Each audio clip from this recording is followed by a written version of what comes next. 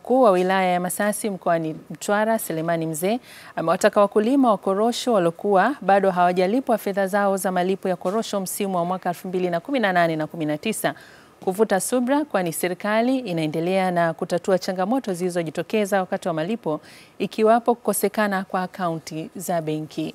John Kasembe anakuja na taarifa kamili.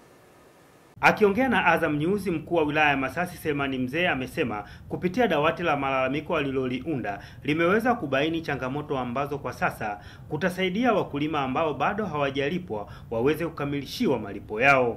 Sasa kwa upande ule wa malalamiko ya wakulima, sehemu kubwa ya wakulima waliojitokeza katika kipindi ambacho tuliwaambia wajitokeze, wamejitokeza wakulima 3147 mpaka taarifa ya tarehe 27, siku ambayo tulisema ndio ya mwisho. Sasa sehemu kubwa ya wakulima hao walikuwa ni wale wenye kilo zaidi ya 1500, lakini tuna uhakika kabisa kama hilo tatizo linakuwa limerekebishwa, basi muda sio mrefu mkulima anakuwa ameshalipwa. Aidha, baadhi ya wakulima walioendelea kujitokeza mbele ya dawati la malalamiko ya wakulima wameeleza changamoto wanazokutana nazo. Nimefuatilia wa makatibu mpaka sasa sijaona matokeo yake.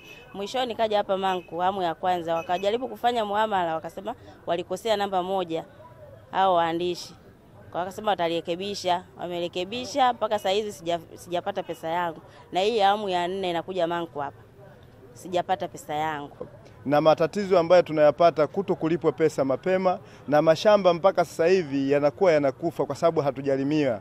Na pia sisi wenyewe tunajitahidi kwa sababu hata tunapoomba mikopo hatupati vile ambayo ipasavyo kwa sisi wakulima.